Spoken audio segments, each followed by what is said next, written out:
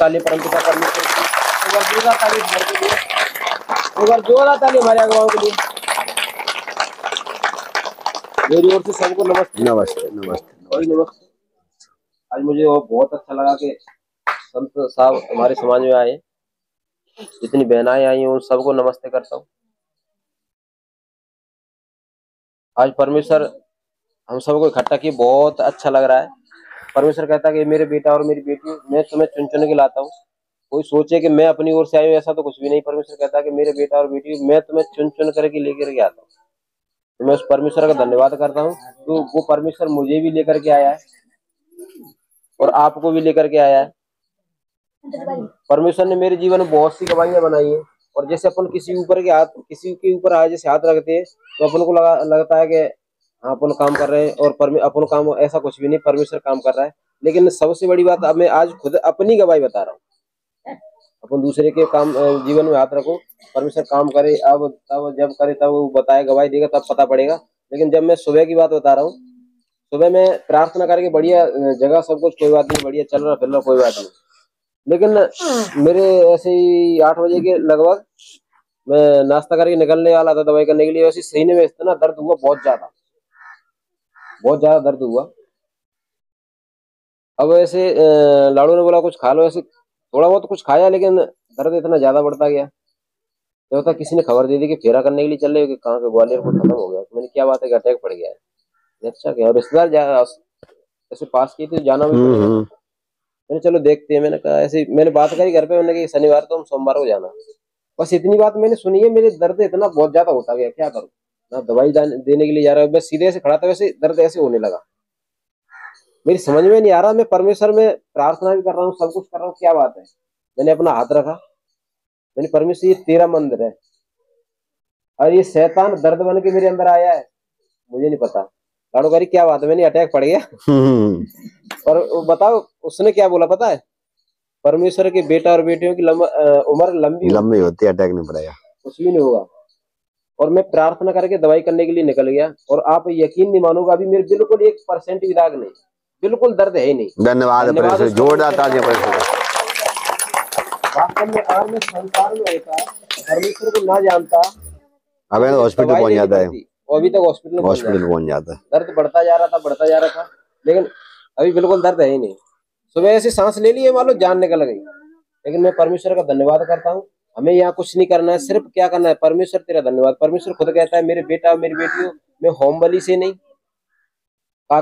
ले आओ सामग्री, ले आओ घी, ले आओ फलाना, ले आओ ढिकाना, ले आओ, और कहा होगा बलि। हाँ वही मतलब होम करावे और हवन करवाए के बावजूद भी अंदर शांति ना होती। हम वहां जा रहे हैं, बकरा लेके जाना पड़ेगा, कान काटेंगे, बाकी बलिदान करेंगे, लेकिन उसके बावजूद भी शांति नहीं मिलती है। समझ में आ रहा कि नहीं आ रहा? ये ऐसी चीजें होती हैं, सच कह रहा हूं मैं। होम बलि से परमेश्वर प्रसन्न नहीं होता, मेल बलि से प्रसन्न नहीं होता। परमेश्वर कहता है अगर तुम्हें बलि करनी है तो धन्यवाद का बलिदान चढ़ाओ, और धन्यवाद के बलिदान से परमेश्वर प्रसन्न होता, धन्यवाद के बलिदान से ही धनवान कर देता। धन्यवाद परमेश्वर। जोरदार तालियां। आदि में वचन था और वचन परमेश्वर के साथ था, वचन ही परमेश्वर है, और वचन देहधारी हुआ। परमेश्वर ने सबसे पहले एक मिट्टी अपने वचन से बोली, नींव की जैसे इसकी धरती, जो अपन मकान बनाते हैं ना धरती के ऊपर, तो क्या कारीगर करता है, नींव लगाता कि नहीं आता? नींव खोद करके उसमें वो सीधी वो लगा देता डोरी, ताकि मैं इसको टेढ़ा टपाड़ा ना करूं, सीधा बना शोध डालता। उसी तरीके से परमेश्वर ने इस धरती को रचने से पहले, धरती को बनाने से पहले एक डोरी लगा दी और बोला कि धरती बन जाए, और धरती बन गई। सिर्फ किससे? बोलने से। और आगे चल के क्या हुआ, उसी मिट्टी में से परमेश्वर ने एक पुतला बनाया। बेटे को बिठा दे, एक पुतला बनाया, और उस पुतले को अपने स्वरूप में बनाया, अपने जैसा बनाया, अपनी बुद्धि में और अपनी समानता में बनाया, अपने हाथों से, और अपने हाथों से बनाया। परमेश्वर ने इस संसार पे जो भी कुछ बनाया, पेड़ पौधा, पशु पंक्षी, जीव जंतु, जो भी कुछ बनाया है, ये धरती तक अपने शब्द से बनाई है, अपने वचन से बनाई है। समझ में आ रहा कि नहीं आ रहा? लेकिन परमेश्वर की सबसे मूल्यवान वस्तु क्या है? इंसान। हम और तुम बेटा और बेटियां। परमेश्वर ने स्वयं अपने हाथों से हमें और तुम्हें बनाया है, ना कि माँ के पेट में कोई टांकी चल रही है, कोई आरी चल रही है। नहीं, इसको काट के यहाँ लगा दो, उसको तोड़ के यहाँ लगा दो, कोई हथौड़ा चल रहा है, कुछ भी नहीं चल रहा। सिर्फ परमेश्वर हमें और तुम्हें क्या कर रहा है, रच रहा है। और हमारी और तुम्हारी सकल सूरत उसकी हथेली पे क्या है, लिखी हुई, छपी हुई है। अब आगे चल के क्या हुआ कि परमेश्वर ने उस पुतले को बना करके, मिट्टी का पुतला बना करके उसी के अंदर अपनी सांस डाल दी। पुतले के अंदर अपनी सांस डाली, जो परमेश्वर की सांस थी, वो सांस परमेश्वर ने उस पुतले के अंदर डाल दी, फूंका, फूंक दिया, ऐसे करके फूंका। और अपन वो एक वचन बोलते हैं ना, माटी को पुतला है, माटी में मिल जाएगा, क्या लेकर के आया है, क्या लेकर जाएगा। छत जल पावक गगन समीरा, और 5 तत्व से बना शरीरा। चारों के चारों तत्व यहाँ के यहीं पड़े रह जाएंगे। माटी में से बनो और माटी में मिल जाओ। लेकिन जो परमेश्वर ने सांस उस आदम के अंदर फूकी थी, वही सांस यहाँ से निकल कर परमेश्वर के पास चली जाती है। वही अपना लेखा देगी, वही अपना जोखा देगी। हम तो इस संसार में काय के ले आए, किराएदार की तरह। जैसे हम मकान में रहते हैं, किसी के में किराया दे करके रहते हैं, उसी तरीके से परमेश्वर ने दे दिया मकान, इसमें हम जब तक रह रहे हैं, इससे अच्छा बर्ताव करो तो परमेश्वर आपके जीवन में अच्छा करेगा। इससे बुरा बर्ताव करो तो परमेश्वर आपके जीवन में बुरा करेगा। और परमेश्वर ने उस आदम को बढ़ाया, जीवित कर दिया, और उसकी सहायता करने के लिए एक लेडीज बनाएगी। और उस लेडीज, परमेश्वर ने उस लेडीज को किससे बनाया था, आदम से। आदम की एक पसली निकाल कर। पसली क्यों निकाली परमेश्वर ने, ये वाली हड्डी क्यों ना निकाली, यहाँ की हड्डी क्यों ना निकाली, अंगुली की हड्डी क्यों ना निकाली। परमेश्वर ने पसली निकाली। पसली आपने देखी, थोड़ी सी टेढ़ी होती है, समझ आ रहा कि नहीं, आकार टेढ़ा होता है, आकार टेढ़ा होता है। मेरी बहनाओं, मैं आपसे निवेदन कर रहा हूँ, अपने आप को सीधा रखो, ना कि टेढ़ा। पसली मत बनो, पसली मत बनो। परमेश्वर के साथ चल रहे हैं अपन, पसली की पसली टेढ़े बन के मत रहो। अपन परमेश्वर में चल रहे हैं तो सीधे बन गए। टेढ़े रहोगे तो कहीं ना कहीं अड़ जाओगे, सीधे रहोगे तो चाहे जहां से निकल जाओ। टेढ़ी थी इसीलिए तो श्राप लगा था, और पसली टेढ़ी थी, और इसी वजह से हब्बा को क्या लग गया था, श्राप। और वो श्राप आकर के परमेश्वर के पुत्र ने स्वयं मां के गर्भ में जन्म लेकर के तोड़ दिया। और वो श्राप टूट गया, फिर भी हम टेढ़े क्यों रहे, समझ में आ रहा कि नहीं आ रहा। तो श्राप परमेश्वर के पुत्र ने खुद आकर के बहन जी के ऊपर से, माता जी के ऊपर से, जितनी बेटियां हैं उन सब के ऊपर से श्राप टूट गया है। अब मेरी बहनाओं, मेरी बेटियों, मेरी सब, कोई चाची है, कोई ताई है, कोई मौसी है, कोई मामी है, कोई बहन, जो भी है, मैं आपसे कह रहा हूँ, उस हब्बा की तरह टेढ़े बन के मत रहो। हमें यहाँ तो अच्छे लग रहे हैं, लेकिन घर पे जाके यहाँ जैसा बर्ताव कर रहे हैं, उसी तरीके का घर पे बर्ताव करेंगे तो परमेश्वर हमें बढ़ाता ही चला जाएगा, बढ़ाता ही चला जाएगा। समझ में आ रहा कि नहीं आ रहा। धन्यवाद उस परमेश्वर का।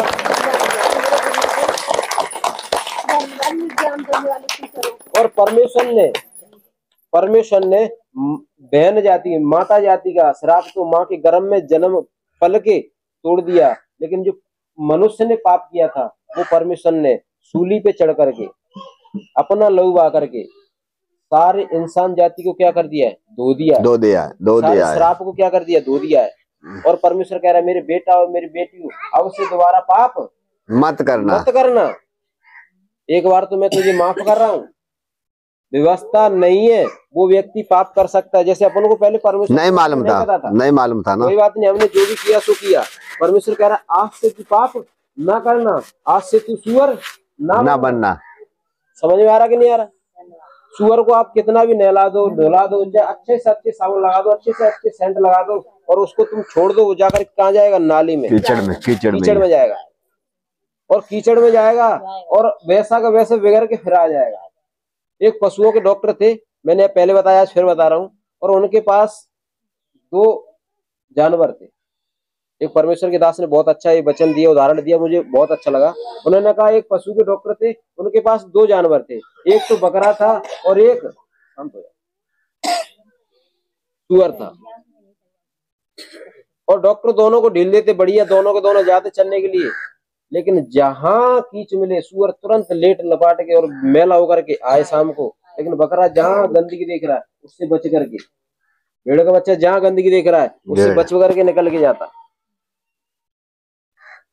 उस भेड़ के बच्चे से तुम जैसे कीच में लेकर के भी जाओगे तो जहां तक वो था फलांग के निकलने की कोशिश करता है, इधर उधर से घूम के निकल जाएगा, लेकिन कीचड़ में नहीं कूदेगा। जाता है। उस डॉक्टर ने खूब समझा दिया, चेतावनी दे दी, हिदायतें दे दी, ए सुअर मैं तुझे समझा रहा हूँ, अगर तूने ऐसा किया कि मैं तुझे कल दंड दूंगा, कर बिगड़ के आया मैं तुझे ऐसा परेशान कर दूंगा। लेकिन उस सुअर की बिल्कुल समझ में नहीं आती।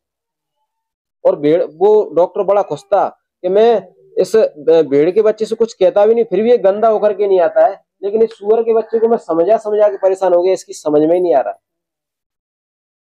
आगे चल के क्या हुआ कि डॉक्टर परेशान होकर के उसने कहा चल मैं तेरा आज इंतजाम करता हूँ, और वो ले गया भेड़ के बच्चे को और सुअर को, दोनों को ले जा करके अपने ऑपरेशन थिएटर में पाड़ दिया और सुला करके उसकी चीरा फांकी करके और सुअर के बच्चे को तैयार कर दिया। उस दिन से जैसे उसने ट्रीटमेंट किया, उस दिन से सुअर की सारी हरकत बदल गई, सारी उसकी सोच बदल गई। अब सुअर सीधा चल रहा है, अब सुअर उस मिट्टी में नहीं जा रहा, कीचड़ में नहीं जा रहा। भेड़ के बच्चे की जान चली गई। जो इस सुअर के अंदर दिल लगाया गया था वो भेड़ का बच्चे का ही दिल था।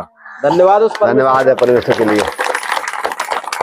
हम जो सुअर थे परमेश्वर ने अपने हृदय को हमारे लिए दे दिया है, अपने हृदय को सलीब पर टंग के हमारे लिए फाड़ दिया, ताकि मेरे बेटा मेरी बेटी मेरे हृदय को रखे और बिल्कुल नम्र और दीन हो। धन्यवाद परमेश्वर का।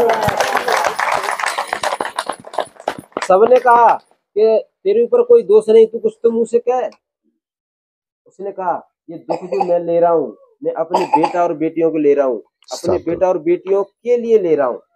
मैं चाहूं कि स्वर्ग से मेरा पिता अभी 1,44,000 स्वर्गदूत अभी के अभी भेज देगा। इतनी तो सेना भी नहीं है जो यहाँ खड़ी हो, लेकिन मेरा परमेश्वर अभी के अभी सिर्फ मुझे पलक झपकाने की जरूरत है, मैं अभी उतर सकता हूँ। जीवन देने का, मृत्यु का, और मृत्यु से मुझे जीवित होने का भी मुझे सारा अधिकार है। घड़ी मेरी है, मैं दे भी सकता हूँ तो मैं ले भी सकता हूँ। परमेश्वर ने कही मुझे अपने जीवन को देने का और उससे वापस लेने का भी मुझे अधिकार है। मैं जो कर रहा हूँ वो अच्छा कर रहा हूँ। उसके हाथों में कीलें ठोकी गई थी, काहे के लिए? ताकि जो हमने इंसान जाति ने हाथ से पाप किए वो हाथों के पाप धुल जाए। उसके सर पे क्या पहनाया गया था? कांटों का मुकुट, कीलों का मुकुट, ताकि मनुष्य ने जो अपने दिमाग से, अपने मन से, अपनी आंखों से उल्टे सीधे विचार करे, उल्टे सीधे पाप करे। भैया बोलते हैं कि मन से, वचन से और कर्म से भैया इंसान पापी है। बिल्कुल। जो इंसान ने उल्टे सीधे कर्म दिमाग से करे हैं, ताकि दिमाग में से परमेश्वर उसको निकाल दे। और उसके पैरों में कीलें ठोकी गई थी, तुमने किसी को कुचल दिया है। कुचलना ये नहीं कि पैर से कुचल दो, तुम्हारे पास पैसा बहुत ज्यादा है, वो कोई बेचारा गरीब आदमी है और अपना जीवन यापन कर रहा है, और तुम किसी कुछ थोड़ी सी मतलब अपने किसी अच्छे काम के लिए उसको तुम फंसा के जेल में डाल दो, कुचलना तुमने वो कुचली पे दिया। धन्यवाद उस परमेश्वर का। तो उसने सारे हमारे तुम्हारे अपराधों को अपने ऊपर ले लिया, ताकि जितने बेटा और बेटी परमेश्वर में आए और उनके सारे अपराध क्या कर दिए जाए? क्षमा कर दिए। परमेश्वर कहता है मेरे बेटा और मेरी बेटियों, मैं तुम्हारे सारे अपराधों को क्षमा कर दूंगा, पूरब से उठा करके पश्चिम की ओर फेंक दूंगा, सामने से लेकर के पीछे की ओर फेंक दूंगा, कभी यह भी ना करूंगा। लेकिन दोबारा सुअर बनने की कोशिश नहीं। कि एक व्यक्ति में से एक दुष्ट आत्मा निकल जाती है तो वो सब जगह घूमती है, और घूमती है कि कहीं सूखी जगह मिले, कहीं सूखी जगह मिले, कहीं सूखी जगह मिले, जिसमें जाकर क्या कर जाऊं? प्रवेश कर जाऊं, समा जाऊं। और वह सब जगह घूम करके आती है और देखती है कि हमें कहीं जगह नहीं मिल रही है, तो फिर क्या करती है? भैया जहां से मैं आई थी चलो वहीं वापस जाती है, और जहां से दुष्ट आत्मा निकल जाती है, मेरी भैंस यहाँ बंधी हो, अगर यहाँ से भैंस बिस जाए तो मैं इस जगह को साफ करूंगा कि नहीं करूंगा? उस साफ जगह मिलेगी, सुथरी जगह मिलेगी, झरी झराई साफ सुथरी झरी पुछाई मिलेगी। तो वो दुष्ट आत्मा क्या सोचती है कि मैं तो आ रही हूँ, सो आ रही हूँ, अपने साथ और दुष्टों को लेकर के आती है, सातों को अपन पे 1 रुपया कर्जा हो वो तो सहन नहीं होता, लेकिन 7 रुपए कर्जा हो जाए, 1 लाख का कर्जा वो तो सहन नहीं हो रहा है, लेकिन 7 लाख का हो फिर कैसे सहन हो रहा है। अपने आप को सूखा मत करो, अपने आप को वचन के द्वारा, प्रार्थना के द्वारा, भजन के द्वारा, उसकी स्तुति के द्वारा ढीला रखो ताकि शैतान दोबारा वास न करे, न लौटने पाए। धन्यवाद, धन्यवाद। मेरे दयालु सामर्थ्य करने से पिता, आपने बहुत अच्छे वचन दिए। इन वचनों को इन सब बेटा और बेटियों की हृदय रूपी पट्टियों पर लिख दे पिता, मेरे भी हृदय रूपी पट्टियों पर लिख दे। इन वचनों से अब की यार बड़ी बड़ी गवाहियों को लेकर के आना, बड़ी बड़ी सामर्थ्य को लेकर के आना, बड़े बड़े अनुग्रह को लेकर के आना मेरे पिता। इस वचन को कोई दुष्टात्मा को शैतान शक्ति चुराने न पाए। इस प्रार्थना को अपने गुरु के नाम से मांगता पिता, तेरा धन्यवाद, धन्यवाद, धन्यवाद। धन्यवाद परमेश्वर के लिए, जोरदार तालियां परमेश्वर के लिए। मैं धन्यवाद करता हूँ उस महान परमेश्वर के लिए, महान पिता के लिए। उसने आज हमें समय दिया है। हमारा कोई विचार नहीं था यहाँ पे आने के लिए, बाकी उसके तरह उसके अनुग्रह के बगैर कुछ भी नहीं हो सकता है ना। जैसे ही बातचीत है भी नहीं, चलो आज मत कम से कम एक दिन शाम को जा रहे हैं, उनने ही बोला चलो भाई घूमे आओ वहाँ पे। दीदी का फोन आया कि जाना वहाँ पर घूमे आना, सोनू सर जा रहे हैं, आप भी चले जाना। मैंने ऊपर वाले की इच्छा है, तो हमें थोड़ी मालूम था ये इतनी सारी मूर्तियां, मतलब कोई तो जानता है, कोई मतलब जानता भी नहीं। सब तरह के इंसान है ना भाई, बहुत ही मतलब कम आता हूँ यहाँ पर, कभी कभी टाइम मिलता है जब भी आता हूँ मैं। बाकी वैसे परमेश्वर के धन्यवाद करता हूँ, उसने हमें चुना है इस काम के लिए कि जाओ तुम लोगों को समझाओ तो वे अपने बुरे काम से फिर जाए। जो संसार के बुरे काम में फंसे अपन तुम लोगों को नहीं मालूम था। अभी सोनू ने आपने मतलब बताया था ना वो शुगर वाला का, हम तो शुगर थे ही, मतलब बुरे काम करने वाला ही तो शुगर होता है। हम शुगर की नहीं है, बुरे मतलब लोग भी होते हैं ना, तो उनका काम है बुरा करना। जैसे नीम के पेड़ में निवोरी लगेंगे भैया, निबुआ तो नहीं होगा, तो हमें निवोरी नहीं बनना है। हमें तो उस परमेश्वर रूपी, जैसे परमेश्वर तत्व कहते रहे, रामायण में लिखा है कि निर्जन मन सो मोई भावा, हमारे मतलब, और मोय कपट छल छिद्र न भावा, मतलब परमेश्वर में रहना है तो कपट को त्यागना है, बुराइयों को त्यागना है, झगड़ों को त्यागना है, लड़ाइयों को त्यागना है। दुष्ट आत्मा कहते हैं वो तुम्हारे निकाले नहीं निकलती है। जब आप बिल्कुल निर्मल हो जाओगे तो आपको तो मालूम ही नहीं, आपको तो हाथ रखना है, परमेश्वर के नाम की चंगाई लगानी है ना। पिता तेरा धन्यवाद है, तेरा हाथ है। वैसे भी ये तो शरीर परमेश्वर का है ना, अपना तो है नहीं। जो तो ये जिस कारण, जैसे रामचंद्र जी का जन्म हुआ था, राम का जन्म अयोध्या में हुआ था ना, बाकी राम की माताई का नाम था कौशल्या, कैकेयी की थे 2 लड़के, भरत और शत्रुघ्न है, तो और लक्ष्मण। वो कहने का मतलब है कि कैकेयी की माँ और राम की माँ इतना राम से प्रेम नहीं करती थी, इतना कैकेयी करती थी। क्यों करती थी? कि उनको मालूम था। इसीलिए परमेश्वर का वचन कहता है कि मेरा ज्ञान ना होने के कारण, अब लोग ज्ञान तो है, बाकी संसार का ज्ञान है, परमेश्वर का ज्ञान नहीं है। संसार का ज्ञान होता भैया अपना अपना हो या दूसरे का हो या ना, हमें कोई मतलब नहीं है। बाकी परमेश्वर कहता है कि परहित सारे से धर्म नहीं भाई। अगर जो धर्म को आप दृष्टि से आप इस संसार में रहना चाहते हैं, इस संसार में विचरना चाहते हो, तो दूसरों की भलाई करो। धन्यवाद परमेश्वर का, जोरदार तालियां परमेश्वर के लिए। तो हमें ये नहीं देखना चाहिए कि हमारा ही काम हो जाए। जब दूसरों का काम होगा तो हमारा तो ऊपर वाला कर देगा, हमें क्या जरूरत है। अपने अंदर इच्छाओं को बदलना है। परेशानियां किसी अच्छे के लिए आती, बुराई के नहीं आती। आज हम परेशान नहीं होते, आज हम यहाँ पर नहीं होते। सबसे बड़ी परेशानी हमारे जीवन में आई, जीवन में गवाही है ना। तो ऐसे हमारी मतलब में से मतलब बीमार वही थी ना, तो आप लोग यकीन नहीं करोगे, किसी को मालूम होगा ना कि 7 वर्ष तक परेशानी झेड़ी हमने। 1 वर्ष नहीं, 7 वर्ष तक। जब थोड़ी परेशानी हुई तो सबसे पहले भगतन पे गए हम, और जनता लेके और उन्होंने छोड़े ना भगत हमने। इतना चले जा धौलपुर और बितर चले जा तुम्हारे उन्नाव जिला पड़ता है कानपुर के पास, वहां तक गया हूं मैं। और इधर फतेहपुर सीकरी है यूपी में, वहां तक गया हूँ, टूंडला तक ले आऊँ। बाकी किसी भगत का कोई मतलब फर्क नहीं पड़ा है। जब गांव वाले कहते तो पागल है, दवाई कराओ, मतलब यह सब आदमी का विचार खराब होता है। कहीं आपने देखा होगा ना, अगर आपको किसी डॉक्टर की दवाई नहीं लग रही है तो आप दूसरे पे जाओगे, उसने तीसरे पे जाओगे। मतलब आदमी की जो भावना वो कहते कैसे कैसे ठीक हो। तो हम सिर्फ पहले 3 साल के अंदर में 3-4 लाख रुपए के कर्जे में आ गए। ये देखो, उसके बाद फिर हम नौकरी भी करते रहे और इलाज भी करा। फिर हमने इलाज मतलब शुरू किया, 3 साल भगदड़ में रहे, फिर हमने इलाज शुरू किया। इलाज का यहाँ तक तुम्हारे यम्बा, पोरसा, गोरमी छोटे तो मैंने कोई नहीं छोड़े। उसके बाद ग्वालियर गया, ग्वालियर में वहां से भी नहीं फायदा पड़ी। उसके बाद 2 साल दवाई आगरा की चली, कंटिन्यूअस हर एक हफ्ते को जाता है और मतलब दवाई लेके आता है। मतलब यहाँ तक कि 7 वर्ष बीत गए, 7 वर्ष में कोई भी मतलब फायदा नहीं पड़ी और कम से कम 7-8 लाख रुपए के वो हो गए। बेचारे था कि इनका खेत बेचेगा, मतलब बचोगे नहीं कैसे ही। और गांव के भी पागल, वास्तव में गांव के लोग ये नहीं कहते थे कि ये लेट से बच जाएगी। किसी को उम्मीद थी, कपड़े फाड़ देती, खाना नहीं खाती हो, 1-1 महीने बिना सोए रहती, सोई नहीं है बिल्कुल। तो बाकी मैं तो परमात्मा के धन्यवाद करते, दीदी के द्वारा सत्संग मिलाएगा। बाकी जिस दिन से सत्संग गई है, पहले ही दिन से दवाई खा रही थी, बाकी वही दवाई परमात्मा के नाम से खाई तो उसी दिन से आराम मिलता है। धन्यवाद है परमेश्वर के लिए। तो ये कह तो रहे हैं, बुराइयों में अच्छाई छुपी होती है। कहावत है कि बुराइयों में अच्छाई छुपी होती है। भाई अपन तुम कहाँ जानते हैं क्या होता है परमेश्वर का। बाकी कुछ लोग इसका मतलब विरोध करते हैं, सुना है हमने, बहुत लोग मतलब विरोध करते हैं। बाकी उनको ये नहीं मालूम है कि सत्संग है क्या चीज। बुराई करते हैं ना, तो उनको नहीं मालूम है। बाकी उनको परिणाम तो मिल जाता है किसी न किसी रूप में। अगर आप परमेश्वर की बुराई करोगे तो कहते रहिए द्वे वो कर रहे हैं, भाई तू कुछ नहीं कहना, बाकी उसका तो पलटा वो देता है, जरूर देगा। तो इस चीज से डरना नहीं। धन्यवाद है गुरु के लिए। तो सोनू सर ने बताया था, अभी बचन ने कहा कि आदि में वचन था और वचन परमेश्वर के साथ था, वचन ही परमेश्वर था।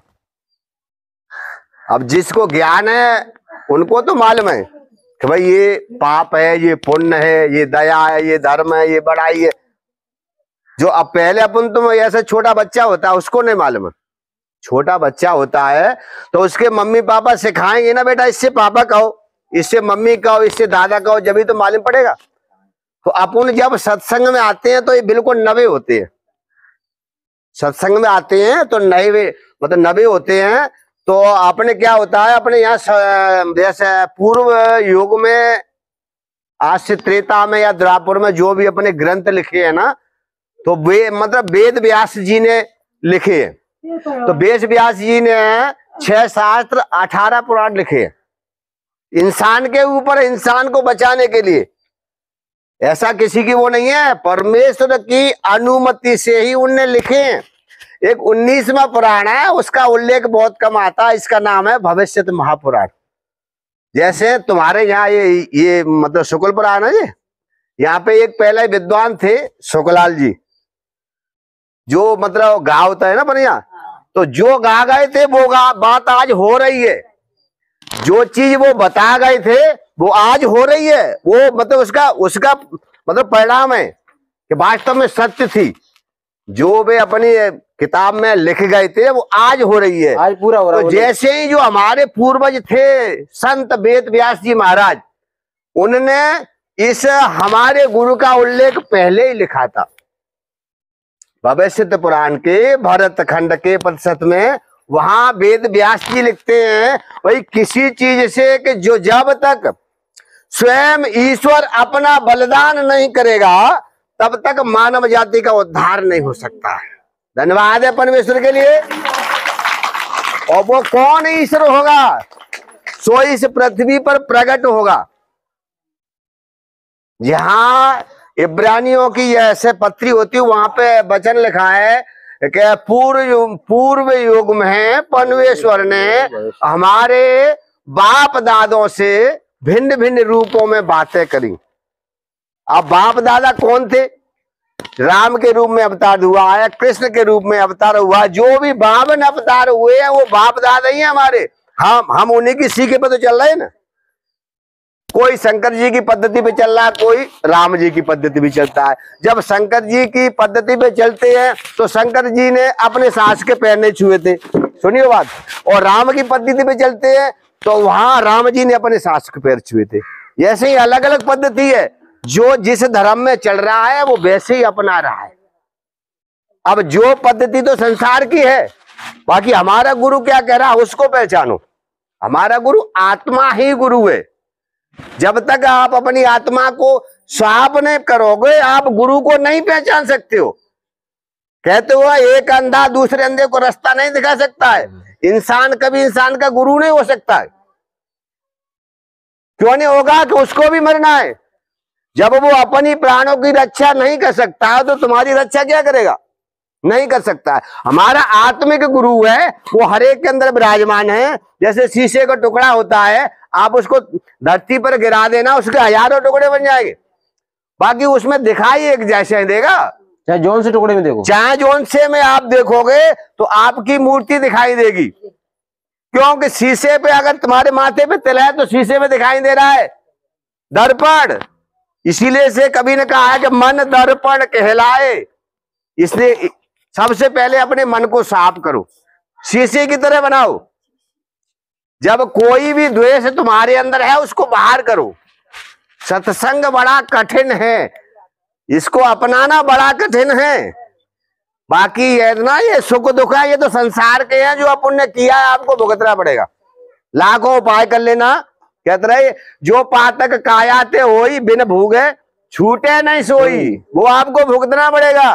बाकी जब आप सत्संग में चलोगे तो उसको भुगतने पे आपको परेशानी नहीं आएगी, आपके लिए सरल बना देगा। आप सत्संग में चल रही है, हमने कहते हैं तुम दवाई मत लो। हम किसी को झूठा मतलब विश्वास नहीं दिलाते हैं। अगर डॉक्टर किसी ने बनाए दवा देने के लिए, आप दवाई तो लोगे, बाकी उसके नाम से खाओगे परमेश्वर तेरी दवाई है तो आप तुरंत असर कर जाएगी। धन्यवाद है परमेश्वर के लिए। हम उस महान पिता के लिए जिसने हमारे लिए वो अपना बलिदान किया। कोई वैसा यज्ञ था, क्रूस महायज्ञ परमेश्वर ने किया था। किसी भी हमारे देवी देवता ने हमारे लिए प्राणों की आहुति नहीं दी है। इसीलिए वेद व्यास जी कहते हैं भविष्य महापुराण में, जब तक परमेश्वर स्वयं अपने खून का बलिदान नहीं करेगा, अपने आप का बलिदान नहीं करेगा, तब तक मानव जात के लिए उद्धार का द्वार नहीं कर सकता। धन्यवाद परमेश्वर के लिए। अब उस उद्धार का द्वार तो खोल दिया है, बाकी हमें कहते रहे ये सुगर और बकरी ही बन रही है, बाकी भेड़ नहीं बन पा रही है। भेड़ शब्द कोई ऐसा नहीं है, ये रचा हुआ शब्द है कि भेड़ नम्र और दीन होती है। अगर भेड़ की कान पे उल्टी करके पनाई धर दोगे तो वैसे ही डरी रही, वो ठाड़ी नहीं रही। धन्यवाद है परमेश्वर के लिए। तो हमें ऐसा ही बनना है, संसार की चीज को नहीं देखना है। अब कह तो रहे कर्म के हिसाब से फल मिलता है, जरूरी नहीं है हम 3 भाई हैं, तीनों भाई एक जैसे हो जाए। फर्क होता है। जब हाथ की 5 अंगुली सेम टू मतलब बराबर नहीं है तो इंसान और भाई भाई कैसे हो सकता है? कभी नहीं हो सकता है। जो दिया उसमें संतुष्टि करो। ये नहीं है कि सुख ही सुख है, दुख दिया उसको भी आप अंगीकार करो। हे परमेश्वर, जो आपने दिया है मैं उसके लिए धन्यवाद करता हूँ। हमको आपने परेशानी दी है उसके लिए भी धन्यवाद करो। परमेश्वर की बुराई मत करो, क्योंकि वो तुम्हारे ही कर्मों से आई है। कर्म प्रधान विश्व कर राखा, और जो जस करे उस तस फल चाखा। तो हमें परमेश्वर में रहने का मतलब ये है, हमको परेशानी तो आएंगी, ये नहीं कहो हम सत्संग में जा रहे हम पे परेशानी नहीं आएंगी। कहता है बुहारे लियो अगना, एक भजन है कि बुहारे लियो मतलब झारे लियो अगना। अपने आप को झारना है, दूसरे को झाड़ने की जरूरत नहीं है। उसके मन में क्या बस रही है उसको मालूम है। कितना भी समझाओ भाई दूसरे के मन में क्या है, बाकी वो स्वयं ही मनुष्य अपना को कहते रहे को न काऊ सुख दुख कर दाता, और निज कृत कर्म भोग सब भ्राता। जाने जैसो करो है उसको ऐसा भुगतना पड़ेगा। बाकी आपको परमेश्वर में चलेंगे तो भुगतने में परेशानी नहीं आएगी। परमेश्वर कहता है मैं परीक्षा तो देता हूँ लेकिन उसमें निकलने के लिए रास्ता बना देता है। पर कहते रहे उसमें आपको कठिनाई नहीं आएगी। तो हमें सबसे पहले जब सत्संग का एक महत्व ही होता है, हम सत्संग में चल रहे तो अपने आप को बदलना बहुत जरूरी है। जब आप नहीं बदले हो, पहले ही संसार जैसे हो, तो भाई ये काय को साधु को शरीर धरो, कहने की बात है बाबा, बुरा नहीं लग जाए। साधु का शरीर मतलब होता है कि साधु का शरीर बड़ा दुर्लभ होता है और बड़ी कठिनाई से आदमी इसका मतलब संचार कर सकता है ना, बहुत कठिनाई है। ऐसे वैसे मत कहता, हमने नहीं कातना का मोड़ी मोड़ा निकालते हैं तो हम साधु बन जाएंगे। एक देसी कहावत है ना, जब घर के बच्चे नहीं खाना पीना देंगे तो हम साधु बन जाएंगे। अरे साधु बड़ा कठिन है, साधु अपने पेट के लिए कुछ नहीं करता है। साधु संतों का स्वभाव ही होता है, कहते हैं साधु ऐसा चाहिए जैसे संत स्वभाव, छूप स्वभाव है, और सार सार को गैले थोता दे उड़ाए। अपन कोई बाजरा या गेहूं फटकता है, क्या गला फटकता है, स्वाप करवे गला के फटक ही जाता है कि नहीं। ये सत्संग तुम्हें वही चीज है, आपको स्वाप करने के लिए बनाया है, उसके लिए नहीं बनाया है। वो तो कर्म के हिसाब से मिलना ही पड़ेगा। हर चीज से बचना है, पग पग पर कहते रहे साधु चले पैया पैया चिटिया बचाए के। हर चीज में देखना है, तो वो एक कपड़े रंगने वाले साधु हो, तुम एक ग्रस्त साधु हो, कमी कुछ नहीं है। अब जो भावना है अगर वो तुम्हारे अंदर आती है तो वो ही तो सत्संग है। जब सत्संग में आकर तुम्हारा कोई चाल चलन ठीक नहीं हुआ तो कोई फायदा नहीं आने के लिए। अपने आप को सुधारो, अपने वाणी को सुधारो। थोड़े से गोबर के बदले लग जाता है, कुछ नहीं है, कंडन के बदले लग जाता है। ये क्या है, ये कोई सत्संग नहीं है। जब विधाता ने वो दिया है तो हमारे उसके लिए धन्यवाद कहो। तुम आज कह रहा हूं, अगर कोई तुम्हारे साथ में गलत व्यवहार करता है, आप उसके लिए धन्यवाद कहो, अपने आप सुधर जाएगा। तुम तो सुधरे, सामने वाला भी सुधर जाएगा, कल से वो तुम्हारे कंधे नहीं भरेगा। आप उसके लिए धन्यवाद करोगे तो दूसरे के लिए प्रार्थना करो। जो तुम्हारा विरोधी है ना, आपसे लड़ता है ना, आप उसके लिए प्रार्थना करो, अपने लिए न करो। आप उसके लिए प्रार्थना करो, हे परमात्मा इसकी बुद्धि को सुधार दे, कैसे न कैसे इसकी बुद्धि को सुधार दे। आप उसके लिए प्रार्थना करोगे, परमेश्वर कहता है जो दूसरों के लिए प्रार्थना करते हैं उसकी सुध मैं रखता हूं। तुमको अपने लिए कुछ चीज मांगने की जरूरत नहीं है। आपके परिवार में, आपके पड़ोसी में कोई दुखी है, कोई बीमार है, आप उसके लिए प्रार्थना करिए। किसी तरह का आदमी, किसी तरह की परेशानी है, आप उसके लिए प्रार्थना करिए। अगर आप दूसरों के लिए प्रार्थना करोगे ना, तो आपकी तो पहले ही सुनता है। परमेश्वर कहता है मेरे बेटा मेरी बेटियों, यदि तुम दूसरी खेती को सींचोगे तब मैं तुम्हारी खेती को सींचूंगा। धन्यवाद है परमेश्वर के लिए, जोरदार तालियां परमेश्वर की। जैसे महान साधु आज हमारे बीच में है और सब लोगों के लिए मतलब प्यार मिल रहा है, मैं उसके लिए धन्यवाद करता हूं, क्योंकि ये परमेश्वर का दिया होता है, परमेश्वर का है। वहां कहते हैं ना, प्रेम से प्रकट हो मैं जाना, और प्रभु व्यापक, ये रामायण में चौपाई लिखी है ना, प्रभु व्यापक सर्वज्ञ समाना। इसीलिए कहता ना सबके अंदर परमेश्वर है, ये नहीं है। बाकी परमेश्वर के ज्ञान जिसको देता है उसी को परमेश्वर कहता है मेरी मर्जी, जिसको दूंगा मैं दूंगा। किसी को कुछ बना दिया, किसी को सुनने वाला बना दिया, किसी को पकड़ने वाला बना दिया। बनाने वाला परमेश्वर है, समझाने वाला वो ही है। सही है, वो कर उसकी इच्छा से ही होता है। जब सारे काम दिन उसकी इच्छा से निकलता है, दिन उसकी इच्छा से मतलब खत्म होता है। जो भी हवा विहार पेड़ पौधे जो भी है उसी की इच्छा से होता है। तो एक हद बनाई है। अगर समुद्र की हद नहीं होती, आज सारे विश्व में पानी पानी होता। ऐसे इंसान की हद बनाई है, आदमी कहता है हद में रहो अपनी। तो हमें भी अपनी हद में रहना चाहिए, हमें अपनी मर्यादा का पालन करना चाहिए, हमें किसी का अन्याय नहीं करना चाहिए, किसी पर दोष नहीं लगाना चाहिए। इसीलिए कहता है ना, दोष लगाओगे तो आप पे भी दोष लगाया जाएगा। जिस बाट से आप दूसरे को नाप रहे हो उसी बाट से आपको भी नापा जाएगा। तो ऐसी गूढ़ बातें अपने अंदर होने चाहिए। सत्संग में रहने का यही मतलब होता है। अगर सत्संग वाले लोग दोषी पाए जाते हैं तो वो दोष महान हो जाता है, वहां परमेश्वर का प्रकोप ना भड़कता है। जैसे बाइबल में प्रसंग लिखा है ना, लूत उसका क्या नाम, कोई मतलब दो लोग थे ना, चचा भतीजे, दोनों पे परमेश्वर का अनुग्रह था। अब्राहम। हाँ हाँ, तो क्या होता है कि चाचा और भतीजी पे दोनों पे परमेश्वर का मतलब बड़ा बड़ा प्रेम था, शुरू की कहानी है। क्या होता है कि अब ज्यादा होने के जैसे ये भेड़ बकरियों का मतलब सत्संग में क्यों आता है प्रसंग, अधिकतर प्रभु इन भेड़ बकरियों में फर्क करता है ना, बकरियों का स्वभाव अलग है और भेड़ों का स्वभाव अलग है। लास्ट में परमेश्वर कहता है कि हमारे सब लोग हैं, भेड़ भी है बकरियां भी है जी। जो अन्यायी है वो भी उसके अंदर भी हमारा वास है, जो धर्मी है उसके अंदर भी वास है। बाकी अंत के दिनों में, अंत का दिन होता है जब मरने का समय आता है, वो अंत का दिन होता है। अंत के दिनों में सबका न्याय होगा, सबका न्याय किया जाएगा, सबका न्याय किया जाएगा। जो धर्मी जन है वो भेड़ के रूप में है, जो अधर्मी जन है वो बकरियों के रूप में। बकरी हमेशा मैं नहीं बोलती है, वो मैं ही मैं बोलती है ना, तू नहीं बोलती है।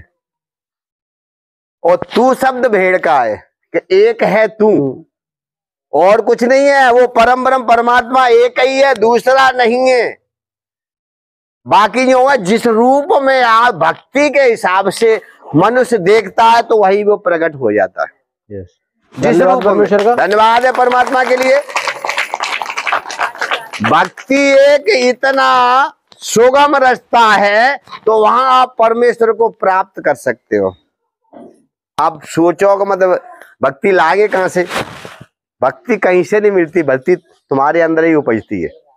जब आप प्रार्थना में लगे रहोगे ना, जैसे अब इस सत्संग में आकर लोगों ने कह दी प्रार्थना, पहले अपन तुम क्या कहते संध्या कर लो, है बाबा, संध्या की उपासना थी ना, संध्या की उपासना सुबह की राम राम जो भी थी ना, पूर्व में तो यही थी। अब जैसा ही जनरेशन मतलब चेंज हो गया है, ज्ञान आता गया, वैसे मतलब हर चीज का विकास होता है।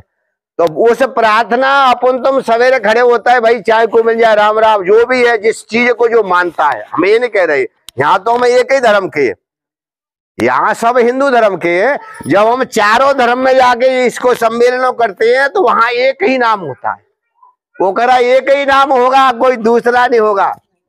शांत हो जाए बेटा। एक ही प्रभु होगा, कोई दूसरा प्रभु नहीं होगा, जगत का तारनहार। और एक ही वो धर्मराज होगा, कोई दूसरा नहीं होगा। ये कोई प्रधानमंत्री की कुर्सी नहीं है कि 5 साल में बदल जाएगी, बाकी धर्मराज एक ही है, वो सबका न्याय लेगा। एक संत अपनी वाणी में कहते हैं कि घरवाली कहां तक साथ देगी भाई, दरवाजे तक, इससे आगे नहीं बढ़ेगी। घरवाली का साथ कहां तक है कि दरवाजे तक, इससे आगे पाँव नहीं देगी। उसके बाद परिवार वालों का साथ आ गया, वो साथ कहां तक चलेगा, शमशान घाट तक, उससे आगे नहीं बढ़ेगा भाई। तुम्हारे साथ उससे आगे कोई नहीं जाएगा, शमशान घाट तक जाएंगे।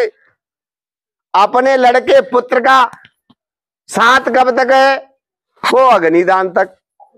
अग्नि दला लेगा, लगा दिए भाई, पिताजी खत्म हो गए भाई, फिर कौन है तुम्हारे साथ में, फिर कौन जाएगा उस रास्ता में, कौन। इसीलिए कह रहा वो सुरख की निशानी जो आपने इस शरीर जब से धारण किया था मृत्यु तक जो आपने कमाई करी है। इसीलिए परमेश्वर का वचन कहता है कि आप इस धरती पर बोओगे तो कहां खुलेगा, स्वर्ग में, स्वर्ग में खुलेगा। वो ही तुम्हारे साथ देगा। परमेश्वर की भक्ति, परमेश्वर का भजन, उस भजन के द्वारा आप उस परमात्मा तक जाओगे। धन्यवाद परमेश्वर, धन्यवाद है परमेश्वर के लिए। तो ये सत्संग वहां तक ले जाता है, ये नहीं है इसी संसार का सत्संग हो। ये बहुत बड़ा महत्व है, इस जीवन की मुक्ति के लिए ये सत्संग किया जाता है। जहां तुलसीदास जी कहते हैं, एक घड़ी आदि में पुण्याद, और तुलसी संगत साधु की हरो कोटा परा। थोड़ी सी संगत से, थोड़े से पारस मणि से अगर वो लोहे में लग जाती है तो वो सोना बन जाता है। जैसे ही थोड़ा सा सत्संग आपने सुन लिया, और उसको ग्रहण का ये नहीं है कि सुन के यहीं छोड़ गए। जब पारसमणि वो लोहे से लगेगी तो वो 16 बनेगा, तो ये नहीं होता है कि उसका रूप चेंज हो जाता है, रूपांतरण हो जाता है, लोहा सोने में बदल जाता है। जैसे ही आप सत्संग में आते हो, अपने मन को और अपने आप चेंज करना चाहिए, क्योंकि जी अधिकार दिया है। परमेश्वर कहता है मैं तेरे दरवाजे पर खड़ा हूं, तेरी इच्छा क्या है। अगर तू मेरे लिए दरवाजा खोलता है तो मैं तेरे भीतर आऊंगा। ये घर है, परमेश्वर भीतर आएगा, तेरे साथ में खाना खाऊंगा, तेरे साथ रहूंगा, जो भी तू काम करेगा और मेरे नाम से जिस पे भी हाथ रखेगा वो चंगा हो जाएगा, और जो भी काम तू करेगा उस पर मैं अनुग्रह करूंगा। धन्यवाद है परमेश्वर के लिए। एक अनुग्रहकारी ईश्वर जो इस जगत में आया और हमारे पापों को लेकर, परमेश्वर का वचन कहता देखो ये परमेश्वर का मेमना, वो सारे जगत के, ये नहीं है एक आदमी का नाम नहीं लिया हुआ, सारे जगत के पापों को लेकर वो जाता है, क्षमा कर देता है। क्षमा जब करेगा आप उसकी ओर चलोगे तब। परमेश्वर ने ये पेड़ इकट्ठा कर दिया, पेड़ लगा दिया परमेश्वर ने। ये सत्संग है क्या? ये पेड़ है जो बीज दीदी के द्वारा यहाँ पे जमाया गया है ना, उसमें से पेड़ बन गया है। अपन तुम सब डालियां हैं, जिसके नाम से परमेश्वर काम करवा रहा है वो डालियां हैं। इसीलिए कहते हैं जो उसकी छांव में आएगा, जो उस पेड़ की छांव में आएगा, पहली बार तो वो शीतलता पाएगा। शीतलता मतलब शांति पाएगा।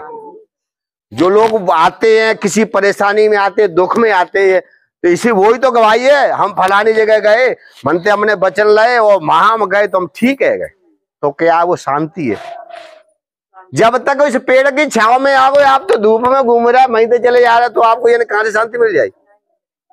उसके निकट आओगे, कहते रहे जो भी व्यक्ति मेरे डेरे के निकट आएगा तो वो उद्धार पाएगा। धन्यवाद है परमेश्वर के लिए। ये उस चीज के लिए नहीं है कि हम बस चंगाई लगाने के लिए आते हैं, समझियो मेरी बात, बड़ी गहराई वाली बता हमने। और वो ही परमेश्वर का वचन बुलवाता है। लोगों के अंदर अच्छाई बुराइयां दो पेड़ होते हैं, कहते हैं कुमत सुमत सबके उर बसही। तुलसीदास जी ने लिखी है हर एक इंसान के अंदर सुमति भी और कुमति भी है। आपको कौन सी रास्ता पकड़ना है? आपको स्वतंत्र बनाया है परमेश्वर ने, इंसान को स्वतंत्र बनाना है कि तेरे को नरक में जाना है या स्वर्ग में जाना है। जीवन धाम मोक्ष कर द्वारा ये इंसान का जन्म इसीलिए दिया है कि इस जीवात्मा का मोक्ष हो जाए। आपको भैंस का जन्म मिला, बकरी का जन्म मिला, कीड़े का जन्म मिला, जो भी है 83,09,999 जोनियां है। जो एक जोनिया है वही मोक्ष के लिए, वो भी इंसान की जोनी है। सब जोनियों में भटकने के बाद आपको इंसान का जन्म मिला, और जहां पर आप बुराइयों में, झगड़ों में, लड़ाइयों में, पैसे के चक्कर में, भाई हम गरीब है हम अमीर है, अरे ये तो परमेश्वर के हिसाब से होता है। कई आपने देखा है भाई अपन ने बड़े घर में मतलब बिटिया दे दी, भी नहीं हमारा मतलब परिवार तो ठीक दिया है, और हर एक इंसान देखता है कि अपनी मतलब बिटिया को अपने से ऊंचा कर देखता है। बाकी जरूरी नहीं है कि वो ऊंचा कर ऊंचा ही रहे। सब कुछ होने के बावजूद भी कितना ना गेहूं के बाल में कंडवा लग जाते, किसी को मालूम नहीं है। गेहूं अच्छा के लिए बोते हैं ना, वही उपजेगा, तो वो भी कुल नष्ट हो जाता है। उस चीज को कहते रहे हैं जाकी किस्मत में जो बदा है वो होगा, आप कोई रोकने वाले नहीं हो। धन्यवाद। बाकी उसके अनुग्रह से, परमेश्वर से अनुग्रह से सब कुछ हो सकता है। कह रहे धूप तो हो रही है, बाकी उस धूप से बचने के लिए परमेश्वर ने पेड़ लगाया है, इसकी छांव में आप विश्राम करो। तो हम तो सब भाई बहनों से कहने का हमारा मतलब यही है, अपने मन को फिराओ, अपने मन को फिराओ, क्योंकि परमेश्वर का राज्य वो निकट है, कोई दूर नहीं है।